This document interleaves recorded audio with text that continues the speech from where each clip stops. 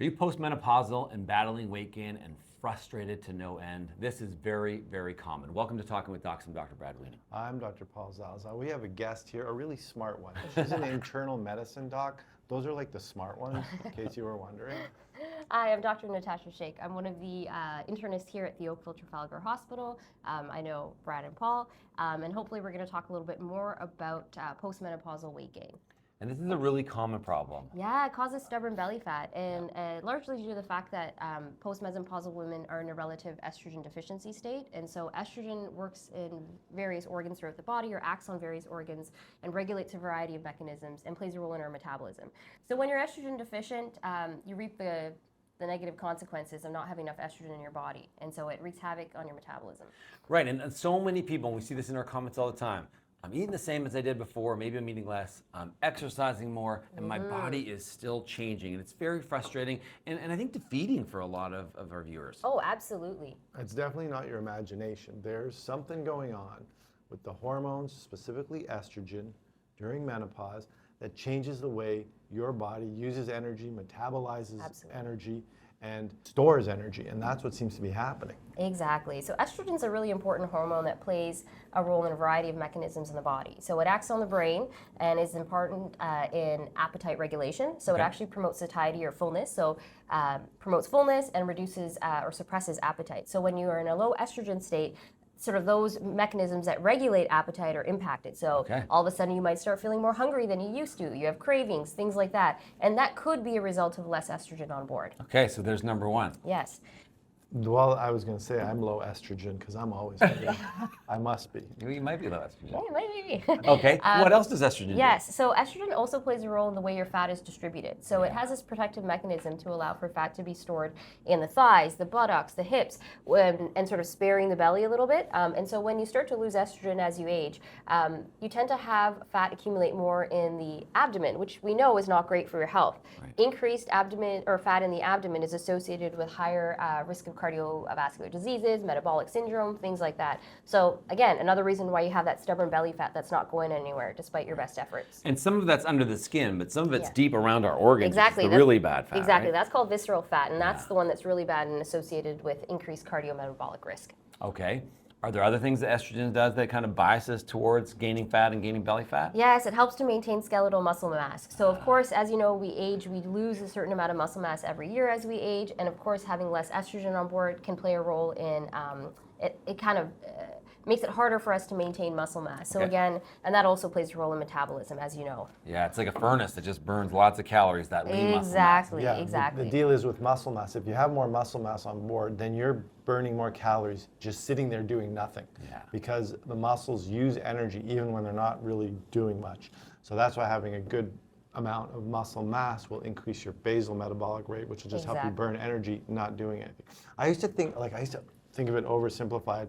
You know, with my engineering background, it was like, well, energy in equals energy out. So just eat less, exercise more. Exactly. And then you think about it, well, it's actually energy in equals energy stored plus energy out. Okay, fine. It's still a simple equation, scientific. But what I didn't really appreciate until more recently was energy in definitely equals energy stored plus energy out. But the way your body stores energy, the way it puts out energy, and the way it takes in energy all change with the biologic factors that we're talking about. So the equation still holds, but the variables that control those aspects of the equation can really get changed, especially in menopause. Exactly. I'd say the last big one for us and for a lot of our viewers is the effect of estrogen on our bones. Yeah, so estrogen plays an important role in bone metabolism and maintaining bone health, which is super important because as you age, you lose bone mass, right?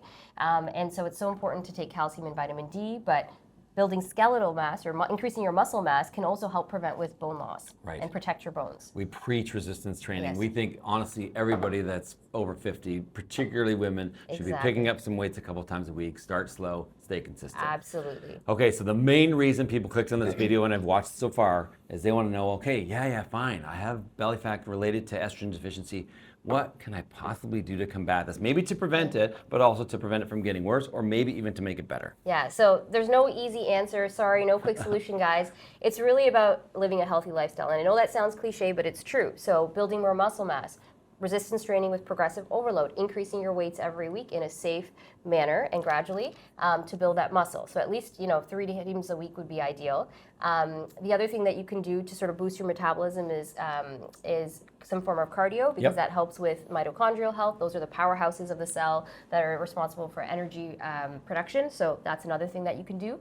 And then, eating healthy and increasing protein. So, there's all this talk about protein, but if in estrogen deficient states, your appetite is all out of whack, you're getting cravings, you're feeling hungry, you're not feeling full as easily, well, counteracting that by increasing protein intake, which we know promotes fullness, might be a way to sort of help in those times of life when you're sort of in a lower estrogen state. And actually, we had an expert in from McMaster, Stu Phillips, is wonderful. like a world leader, and certainly said, yeah, you know what, that 0.8 that the RDA says, we're probably more in the 1.2 to 1.6 area. So, and as we get older, often we just don't need as much protein. We've talked about this before. So just beware of your protein intake. One other thing I think someone's going to think about, someone's going to leave a comment about, and certainly a lot of people are doing, was what about the new GLP, not even that new anymore, but GLP agonists? Do they play a role in that stage of life for helping with the belly fat? They can. But again, with the GLP-1s, there's so much data and so much research coming out there. It's one of those things that it plays a role in the hormone signaling, promotes satiety, reduces cravings, so it can be quite effective. But of course, once you go off GLP-1s, it's harder to maintain that weight loss. And we know that menopause is for the long haul. So finding other solutions, and we know GLPs can cause rapid weight loss, and if you're not increasing your protein intake to maintain muscle, you're not exercising regularly and doing resistance training, you're going to lose muscle mass, and subsequently you might have some impacts on the bone as well. So you're robbing Peter to pay Paul. Which normally you're okay with. I know. In this case. Okay, lastly, and we'd be remiss without talking about it, what about hormone replacement? What role does this play? Because medicine, we've gotten some things wrong over the history of medicine, and I would say confidently that 25 years ago, I think we got HRT wrong due to the Women's Health Initiative. We've talked about this before. What is your thought on hormone replacement for menopause in general, as well as to address belly fat? Yeah, so it actually can be helpful, but again, it has to be done in conjunction with all the lifestyle changes that we talked about, right? It's not going to. You can't just take HRT. Exactly, you can't just take HRT, hormone replacement therapy without, maintaining your muscle mass or exercising. Or it's not an anabolic steroid. Absolutely. So. And there are side effects. It's not for everybody. It can increase your risk of blood clots, can have sometimes negative consequences on the cardiovascular system. So you really need to talk to your health professional about whether or not it's the right fit for you, and whether or not it's appropriate for you. Okay. So it's a good news, bad news thing. Good news is there is treatment solutions, things you can do to deal with this issue you may be having. Bad news is it's not a quick fix. It's going to take some work, and it's going to take a multimodal approach. Absolutely. And I think, like we always talk about, it's kind of pillars of health stuff too. So, healthy diet and exercise, good sleep obviously really negatively affects our metabolism, as well as reducing your stress, which is easy to say in a world that is full of stress. So just those pillars of health are really critical, and I think we overlooked them for a long time. Definitely. So energy in equals energy stored plus energy out, but your body is changing the weight it puts on those different variables as life goes on, so we just have to deal with it. Exactly. It's not easy, but there is a reason you're feeling that way. It's not your imagination. And thank you so much for explaining what is going on in this stage of life. No problem. Best of luck, guys. Now, if you like this video, please like it, subscribe to our channel, leave a comment if you are battling belly fat, if you've figured out some hack that might help some of our other viewers. And remember, you are in charge of your own health. We'll see you next time.